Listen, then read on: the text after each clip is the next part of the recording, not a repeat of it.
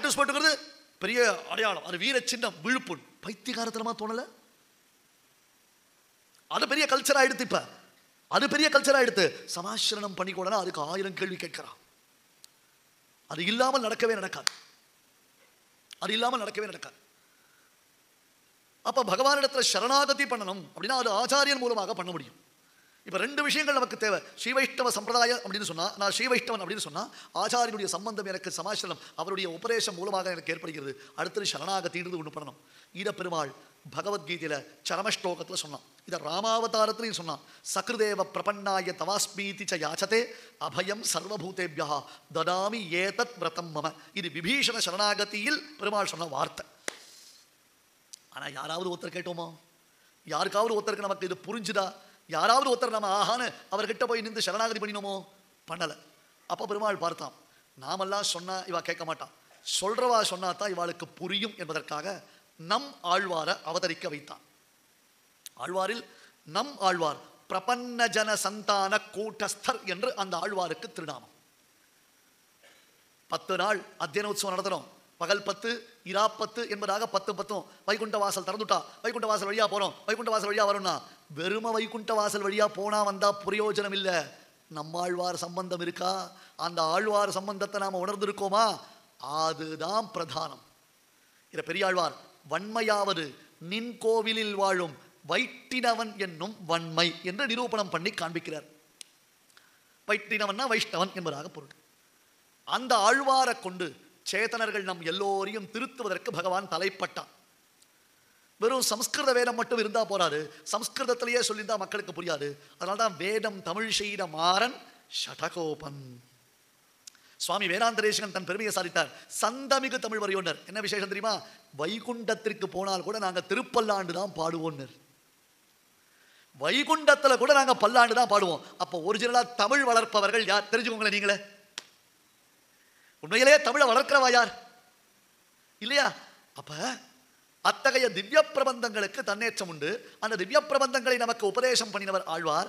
அந்த ஆழ்வார் திருவேங்கடமுடியான் இடத்துல சரணாகதி பண்றார்.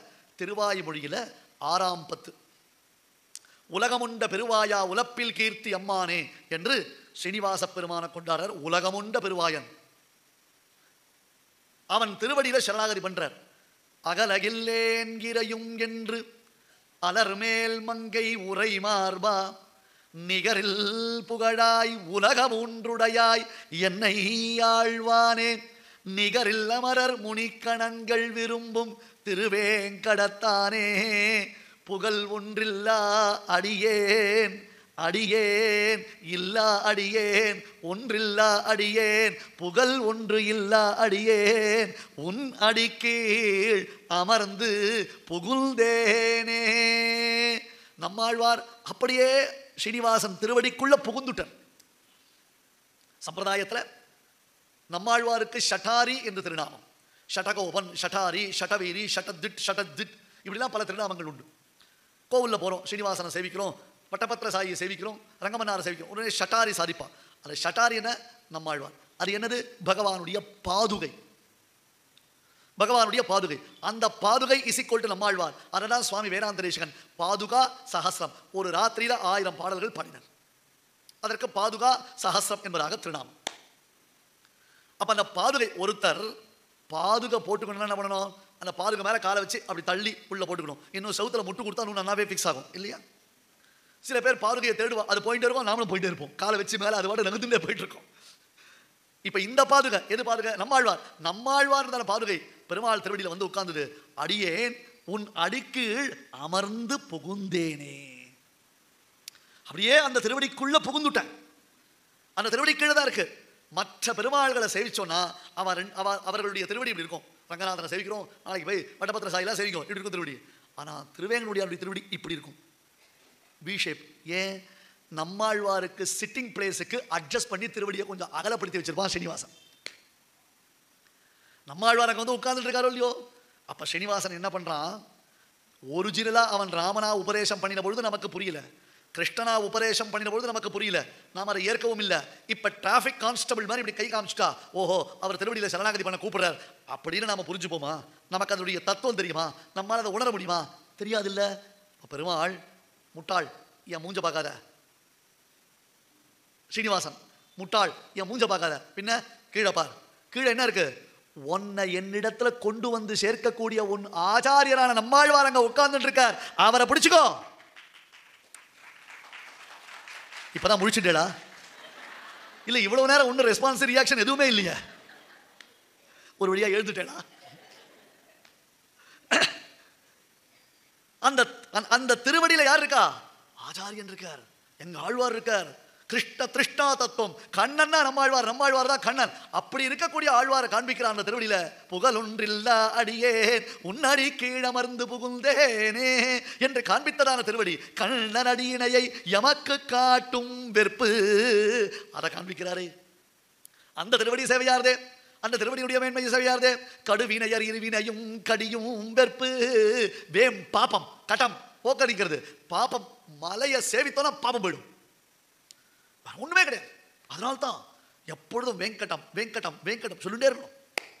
கோவிந்த நாம சங்கீர்த்தனம் பண்ணிட்டே இருக்கணும்.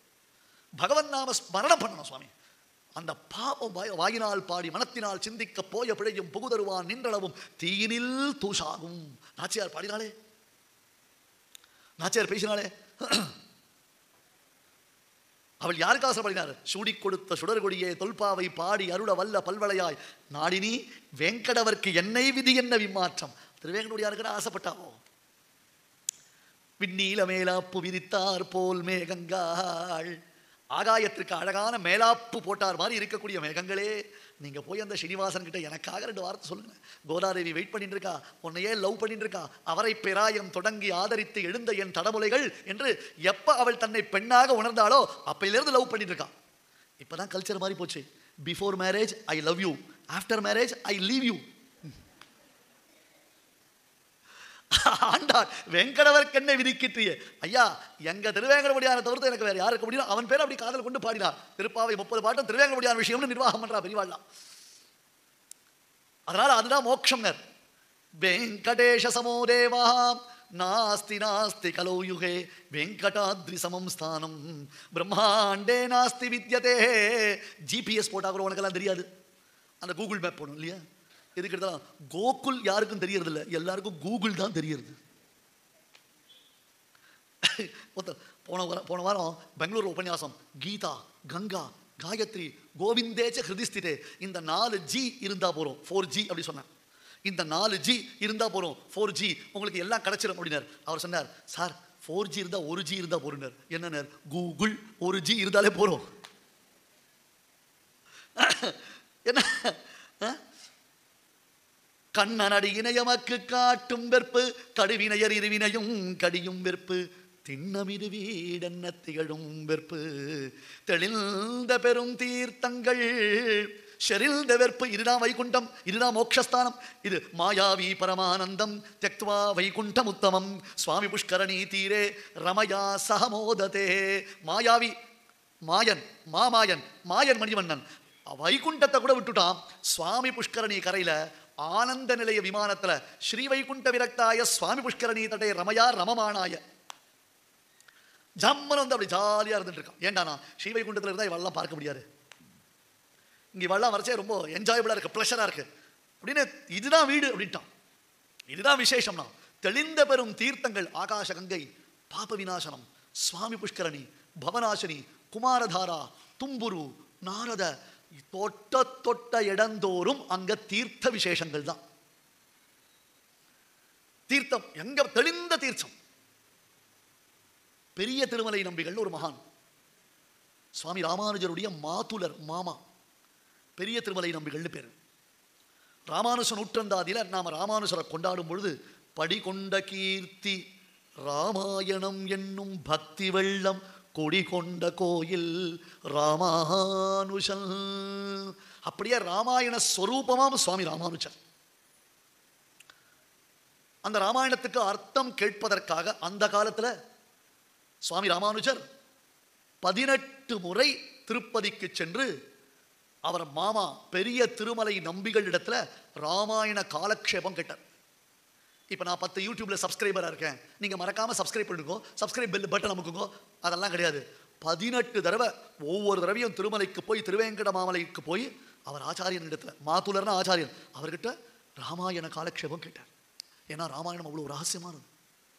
ராமாயணத்தில் எத்தனையோ நுட்பங்கள் பொருந்திருக்கிறது. இன்னைக்கும் ராமாயணத்தில் நாம் தினந்தோறும் ராமாயணத்தை பாராயணம் பண்ண பண்ண அல்லது ராமாயணத்துடைய விசேஷார்த்தங்களை சொல்ல சொல்ல அதில் பொதிந்திருக்கக்கூடிய அநேக அர்த்த விசேஷங்கள் ஆவிர்பவிக்கும், கொட்டும். பகவத் கிருபை, பாகவத கிருபை இருந்ததுன்னா. எனவே தான் ராமாயண பாராயணம் உபதேசம் ஆகும் பொழுது முதல்ல பெரிய திருமலை நம்பிகளுக்கு அவருடைய தனியனை சொல்லி உபதேசம் பண்ணுவான். தனியன் ஆச்சாரியனுடைய தனியனை சொல்லித்தான் எந்த ஒரு சத்காரியத்தையும் ஆரம்பிக்கணும். அதனுடைய பின்னணியில் ஒரு பெரிய கதை இருக்கு. பிதாமஹஸ்யாபி பிதாமஹாய பிராச்சேதசாதேச பலப்பிரதாய ஸ்ரீபாஷ்யகாரோத்தம தேசிகாய ஸ்ரீசைலபூர்ணாய நமோ நமஸ்தாத். இது அந்த மகானுடைய தனியன் ஸ்ரீசைலபூர்ணர். ஸ்ரீசைலம் திருமலை, தமிழ் தமிழ் ஸ்ரீசைலம் திருமலை, பூர்ணர் நம்பி, திருமலை நம்பி, பெரிய திருமலை நம்பி என்று அந்த சுவாமிக்கு திருநாமம். அவர் திருமலையிலேயே நித்தியவாசம் பண்ணினார். அந்த காலத்தில் இப்போ இருக்கிற எந்த சொஃபஸ்டிகேஷனும் கிடையாது. இன்னைக்கு உட்காரத்துக்கு சேர் போடலை, மேலே ஃபேன் போடலை அப்படின்னா உபன்யாசத்தை கூட யாரும் வரமாட்டான். யதார்த்தம், தப்பாக நினச்சிக்காதீங்க, நான் தோஷம் சொல்லலை, அதான் யதார்த்தம், அதான் ரியாலிட்டி, அதான் ப்ராக்டிக்கல். இப்போ நம்ம எதுக்கு போனாலும் ஒரு சொஃபஸ்டிகேஷன் எதிர்பார்க்கிறோம் இல்லையா? கையில் பாட்டில் இல்லாமல் கோவிலுக்கு கூட போகிறதில்லை. கையில் ஒரு பாட்டில் ஒன்று வச்சுருப்போம் எப்போ பார்த்தாலும் தீர்த்தம் சாப்பிட்றதுக்கு. ஒரு விஷயம் சொல்கிறேன். நடுவில் என்னாச்சு, ஒரு ஒர்க் ஷாப் ஒன்று கண்டக்ட் பண்ணினேன். வைஷ்ணவ சம்பிரதாயத்தை பற்றி ஒரு ஒர்க் ஷாப் ஒன்று கண்டக்ட் பண்ணினேன். அதில் தியரியாச்சு, ப்ராக்டிக்கல் கிளாஸுக்கு எப்படி கோவிலுக்கு போய் பகவானை சேவிக்கணும்னு ஒரு ப்ராக்டிக்கல். வாங்கோ, ஒரு 30-40 பேர் கூட வந்தால் பஸ்ஸில் எல்லாரும் அழைச்சி போய் கோவிலில் வாசலை, கோபுர வாசல், ராஜகோபுரத்தில் எப்படி சேவிக்கணும், துவஜஸ்தம்பத்துக்கு அடியில் எப்படி சேவிக்கணும் அப்படின்னு ஒவ்வொரு இடமா காமிச்சு அவளுக்கு சேவை பண்ணிக்கிறதுக்கு ப்ராக்டிக்கல் கிளாஸ் எடுத்து போனேன். என்ன பண்ணேன், ஸ்ட்ரிக்டாக அந்த மாதிரி இந்த பிளாஸ்டிக் பாட்டிலாம் கையில் தூக்கி வரக்கூடாது அப்படின்னு ரெஸ்ட்ரிக்ட் பண்ணிட்டேன். ஆச்சு. ஒரு சன்னதியில் போனோம். அங்கே எல்லாரும் 2 பக்கம் நின்று பெருமாள் சேவிக்கிறோம். பெருமாள் சேவிச்சு நேரிச்சு அர்ச்சகர் எல்லாருக்கும் தீர்த்தம் கொடுத்தார். தீர்த்தம் கொடுத்துரு. அப்புறம் ஷட்டாரி சாரி பரவாயில்லையோ, டொக்கு டொக்குன்னு ஷட்டாரி சாச்சார். ஒரு மாமி கையில் குழந்தை வச்சிருந்தா, டக்குன்னு அந்த குழந்தைக்கு ஷட்டாரி சாச்சுட்டார். ஐயோ அப்படின்ட்டா அந்த மாமி. எதுக்கு ஐயோ, என்ன ஆச்சு அப்படின்னா, குழந்தைக்கு மேலே ஒரு டவல், ஏன்னா குழந்தை உள்ளே இருக்குன்றதுனால குழந்தைக்கு மேலே டவல் போட்டுதான். ஐயோ அப்படின்னு அந்த மாமி கத்திட்டா. என்ன கத்துறா? நான் திரும்பி பார்த்தேன். அந்த மாமி என்ன பார்த்து முடிக்கிறா, ஒன்றும் சொல்ல முடியல. என்ன விஷயம்னா, நான் வெய்ய போகிற இடத்துக்கோசரம் 2 லிட்டர் வாட்டர் பாட்டில் குழந்தை மாதிரி வச்சுட்டு மேலே டவல் போட்டு வந்துட்டான். அர்ச்சகர் என்ன பண்ண, ஐயோ ஒரு குழந்தை இருக்கும், அதுக்கு ஒரு சடாரி சாச்சிட்டு போயிட்டார். அதனால நீங்கள்லாம் வைகுண்டம் போனேன்னா ததிபாண்டன் பானை பக்கத்தில் அந்த பிளாஸ்டிக் பாட்டில் இருக்கும். கிருஷ்ணன் ஒழிஞ்சிட்டாரோ இல்லையோ, ததிபாண்டன் பானைக்குள்ள ஒழிஞ்சிட்டாரோ இல்லையோ, அந்த மாதிரி கூடவே அந்த பிளாஸ்டிக் பாட்டில் இருக்கும். ஏன்னா சடாரி சாச்சாச்சு. அதுக்கு நம்மளோட சம்பந்தம், பகவத் சம்பந்தம் கிடைச்சிருத்தோ இல்லையா அந்த பாட்டிலுக்கு. பாட்டிலுக்கெல்லாம் நல்ல சம்பந்தம் கிடைக்கிறது, நமக்கு தான் கிடைக்க மாட்டேன்றது. அந்த திருமலை நம்பிகள் திருமலையில் எழுந்தருளி இருந்த சமயத்தில் எந்த வசதிகளும் கிடையாது, ரொம்ப கஷ்டம். 2 இன்சிடென்ட் நீங்கள் 1 by 1 மனசில் வச்சுக்கணும். ஒரு சமயம், இது வேற இன்சிடென்ட் இருந்தாலும் இதை சொல்லிட்டு திருப்பி கதைக்கு வரேன். ஒரு சமயம் சுவாமி ராமானுஜர் ஸ்ரீரங்கத்தில் இருந்த பொழுது தன்னுடைய சிஷ்யாளுக்கு திருவேங்கடமாமலை பாசுர காலக்ஷேபம் சொல்லிட்டு இருக்கேன். அதில் சிந்துப்பூ மகிழும் திருவேங்கடம்னு அது பாசுரம் வந்தோடனே, ஏய் ஸ்ரீனிவாசனுக்கு நித்தியம் புஷ்ப கைங்கரியம் பண்ணணும், யாராவது ஸ்ரீரங்கம் போறீங்களா அப்படின்னு எல்லாம் லாஸ்ட் பெஞ்சர்ஸ் மாதிரி இப்படி தலையை குனிஞ்சு விட்டான். வாத்தியார் கேள்வி கேட்டானா லாஸ்ட் பெஞ்சர்ஸ் என்ன பண்ணுவா, தலையை குனிஞ்சுட்டு பாடலையோ. ஏன்னா எங்க ராமானுஜர் நம்மள ஸ்ரீரங்கத்திலேருந்து கிளம்பி திருமலைக்கு போகணும்னு சொல்லிடுவாரோன்னு. ஒரு வசதி கிடையாது, ஒரு வாய்ப்பு கிடையாது. பயங்கரமான ஒரு குகை மாதிரி இருக்கும் அந்த இடம். காடு, துஷ்ட மிருகங்கள் இருக்கும், எப்போ வரும் எப்படி வரும்னு தெரியாது. வசதி கிடையாது, வாய்ப்பு கிடையாது. ஒரு ஜுரம் வந்தால் ஒரு சாரிடா அனாசி நோவால்ஜின் கூட கிடைக்காது. அட இவ்வளோ ஏன் சார் அமேசானில் ஆர்டர் பண்ணுறதுக்கே வாய்ப்பு இல்லை சார்.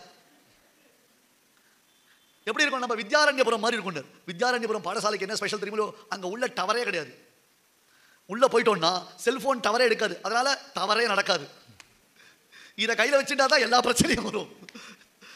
அதனால யாரும் போகிறதுக்கு ஆசைப்படலை. ஐயோ ஐயோன்னு தலையை குடிஞ்சுட்டா. அனந்தன் அப்படின்னு ஒரு சுவாமி இருந்தார். அனந்தன், அனந்தாழ்வான் அவருக்கு திருநாமம். அடியேன் ஸ்ரீபாஷ்யக்காருடைய அனுகிரகத்தோடு நான் போயிட்டு வரேன். நீ தாண்டா ஆண் பிள்ளை, இத்தனை பேர் இருக்காளே, யாரும் ஒருத்தர் வாயை திறந்தாளா, யாராவது ஒத்துட்டாளா, நீ தான் ஆண் பிள்ளை.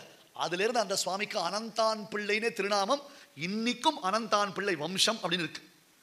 அவர்கள் எப்படியெல்லாம் கைங்கரியம் பண்ணியிருக்கா பாருங்க. எங்கள் ஆச்சாரியன் ராமானுஜர் எனக்கு நியமனம் கொடுத்துட்டார். அவர் சொன்ன பேச்சை நான் மீறக்கூடாது. இதுல வேற யாரையும் நான் சேர்த்துக்க கூடாதுன்னு முதல்ல ஸ்ரீனிவாசனுக்கு ஒரு நந்தவனம் கட்டுவதற்காக பூரண கர்ப்பவதியான தன்னுடைய மனைவி மண்சுமக்க இவரே ஒரு குளம் வெட்டினர். நான் சொல்ற கதை 1000 வருஷம் ராமானுஜர் காலத்தில் நடந்த கதை. இன்னைக்கும் ஸ்ரீனிவாசனை சேவிச்சுட்டு மாடவீதி பிரதட்சணம் வந்தேன்னு சொன்னா தெற்கு மாடவீதியினுடைய கடைக்கோடியில, தெற்கு மாடவீதியுடைய ஆரம்பத்துல பெரிய திருமலை நம்பிகளுடைய சன்னதி இருக்கும். தெற்கு மாடவீதியுடைய கடைக்கோடியில ராமானுஜ புஷ்கரணின்னு பேரு, அனந்தாழ்வான் வெட்டின அந்த திருக்குளம் இன்னைக்கும் இருக்கு. அது மட்டும் இல்ல, அவர் யூஸ் பண்ண கடப்பாறை நீங்க போகச்சே அப்படின்னு போகக்கூடாது. வாசல்ல உள்ள போறீங்களோ ராஜகோபுரத்துக்குள்ள நுழையச்சேவே ரைட்ல மேல அனந்தாழ்வானுடைய கௌபார்னு போட்டு பிளேட் போட்டு வச்சிருப்பான். அந்த இடத்துல அனந்தாழ்வான் உபயோகப்படுத்துறது சாதாரண கடப்பாறை இல்ல, பூமியை தோண்டின கடப்பாறை இல்ல, ஸ்ரீனிவாசன் மொவாக்கட்டில அடிச்ச கடப்பாறை. அது அடிச்சார், பெருமாளுக்கு ரத்தமே வந்துருது தெரியுமா? அந்த கடப்பாறையால பெருமாள் அடிச்சார். யாரோ வேற ஒரு பையன் வந்துட்டான், சின்ன பையன் வந்துட்டான்னு, அது ஒரு தனி கதை. அது திருவேங்கட மகாத்தியத்துல எத்தனை மிராக்கிள்ஸ் சுவாமி. ஆண் பிள்ளைன்னு பேரு. ஒரு நாள் பெருமாளுக்கு பூ கட்டிட்டு இருக்காரு, பாம்பு கடிச்சுடுத்து அவரை. அனந்தனாலேயே பாம்பு தானே, இப்ப அனந்தன பாம்பு கடிச்சுடுத்து. இவர் பாட்டுக்கு பெருமாளுக்கு பூ கட்டிட்டு இருக்காரு. அதுக்குள்ள ஸ்ரீனிவாசன் கிட்ட யாரோ போய் சொல்லிட்டான், சுவாமி அனந்தாழ்வான பாம்பு கடிச்சுடுத்துன்னு. அங்கிருந்து வரார், இவர் பூ எடுத்துன்னு வரார், பெருமாளுக்கு சாத்தினார், ரசிக்கிறார். எங்க ராமானுஜர் சொன்ன கைங்கரியத்தை நான் பண்ணிட்டு இருக்கேன், எங்க ராமானுஜர் சொன்ன கைங்கரியத்தை நான் பண்ணிட்டு இருக்கேன், சந்தோஷப்படுறாரு. ஸ்ரீனிவாசன் கேட்டான், என்ன விசேஷம்? ஒன்றும் இல்லையே. என்ன ஏதாவது விசேஷம் உண்டா? ஒன்றும் இல்லையே. சொல்ல ஒன்றுமே இல்லைன்னு. உன்னை பாம்பு கடிச்சுடுத்தாமேனு. அதுக்குள்ள நியூஸ் வந்துருத்தா? ஆமாம் கடிச்சுடுத்து. பாம்பு கடிச்சா ட்ரீட்மெண்ட் பண்ணிக்க வேண்டாமோ? ஸ்ரீனிவாசா, கடிச்ச பாம்புக்கு விஷம் அதிகம்னு சொன்னா இந்த கைங்கரியத்தை நான் பரமபதத்தில் வந்து பண்ண போறேன். கடிப்பட்ட பாம்புக்கு விஷம் அதிகம்னு சொன்னா இந்த கைங்கரியம் தொடர்ந்து நடக்க போறது. இதுல நான் எதுக்கு ஸ்ரீனிவாசா கவலைப்படணும்னு சொன்னார் சுவாமி. என்ன ஒரு ஆச்சாரிய பக்தி, என்ன ஒரு கைங்கரியத்தில் ஒரு ஊற்றம். அந்த ஸ்ரீனிவாசனிடத்துல இப்படி எல்லாம் கூட பக்தி பண்ண முடியுமா? இப்ப பாருங்க, யூடியூப்ல ஒரு வாரம் ஒரு வீடியோ பார்த்தேன். ஒரு 2 வயசு குழந்தை, அந்த குழந்தைய நடத்தி அழைச்சிட்டு போற அப்பா அம்மா ஒவ்வொரு படியிலையும் அந்த குழந்தை ஸ்ரீனிவாசனை சேவிச்சுட்டே கோவிந்தா சொல்லிட்டு வருது சுவாமி. இந்த கலாச்சாரம், இந்த பண்பாடு, இந்த பக்தி இருக்கிறவர்களும் ஒருத்தனாலே ஒண்ணு பண்ண முடியாது. திருவேங்கடமுடியானுடைய கிருபை அது. என்னென்னமோ பண்ணி பார்க்கற பாருங்க, ஒன்னும் நடக்கல. ஏன் அப்படின்னா அதுதான் இந்த தேசத்தினுடைய பெருமை, அதுதான் இந்த மண்ணினுடைய மனம். அது என்னமோ வெளிநாட்டுக்கு போறோம் அப்படின்னா கூட அந்த பாரம்பரியம் விட்டு போகல பாருங்க. சின்ன 2 வயசு குழந்தை வருது சுவாமி பெருமாளை சேவிக்கிறதுக்கு. நமக்கு கார் வசதி இல்லைன்றோம், பஸ் வசதி இல்லைன்றோம், அங்க போனா டார்மெட்ரியில தங்க மாட்டோம், நாங்கள் தனியார் ரூம் தான் கொடுக்கணுன்றோம், இவ்வளவு கேட்கிறோம். எத்தனை லட்சோபலட்சம் குஞ்சு கூடுவான் குழந்தைய தூக்கி வச்சுட்டு ஒரு பௌர்ணமி வந்தா கருட சேவை சேவிக்கிறதுக்கும், ஒரு பெருமாள் 10 நாள் பிரம்மோத்சவத்தை சேவிக்கிறதுக்கும் வெறும் பாத யாத்திரையா நேரம் காலம் வெயில் மழை பசி தாகம்னு பார்க்காம வந்து அந்த பெருமாளை சேவிக்கிறாளே, அத்தானா பேருக்கும் அனுகிரகம் பண்றானே ஸ்ரீனிவாசன். ஒரு குறவும் இல்லாம அனுகிரகம் பண்ணிட்டு இருக்கானே. கலவு வெங்கடநாயகான்னு அந்த கலியில கண்கண்ட தெய்வமா கொட்டுட்டு இருக்கான் சுவாமி. அவனுக்கு ஒரே ஒரு குறை தான், என்ன, நான் கொடுக்கறத வாங்கிக்கிறதுக்கு இன்னும் மனுஷா வரலையேன்னு ஏக்கப்படுறான். இது இன்னும் மூர்மையா வாங்கிக்கிறதுக்கு மனுஷா வரலையேன்னு. இது அனந்தாழ்வானுடைய கதையை பார்த்தோம் இல்லையா? இப்ப மறுபடியும் பெரிய திருமலை நம்பிகள் கதைக்கு வருவோம். ஏன்னா கொடிய விஷஜந்துக்கள்லாம் நடமாடக்கூடிய தேசம் அது. புலி சிங்கம் முதலான பயங்கர மிருகங்கள்லாம் நடமாடக்கூடிய தேசம் அது. யானை முதலான காட்டு மிருகங்கள்லாம் தெரியக்கூடியது. அதுல யாராவது தங்குவாளா? அனந்தாழ்வான் இருக்கார், பெரிய திருமலை நம்பிகள் அங்க இருக்கு. அவர் பாப விநாசம்னு ஒரு இடம் இப்பயும் இருக்கு. அங்கிருந்து தினந்தோறும் ஸ்ரீனிவாசனுக்கு தீர்த்தம் கொண்டு வருவார். தள்ளாத வயசு, ஆனா பெருமாளுக்கு கைங்கரியம் பண்ணணும். அது ஒரு வில் பவரை கொடுத்துரும் தெரியுமோ இல்லையோ. பண்ணணும்னு நினைச்சுட்டோம் அப்படின்னு கேட்டா, அதுவும் குருவினுடைய நியமனம்னா குரு கிருபை தானா அதை நம்மளை பண்ண வச்சிரும். அவர் அனுகிரகம் பண்ண வச்சிரும். அதுக்கு நாம தனியா யோசிக்க வேண்டிய அவசியமே கிடையாது.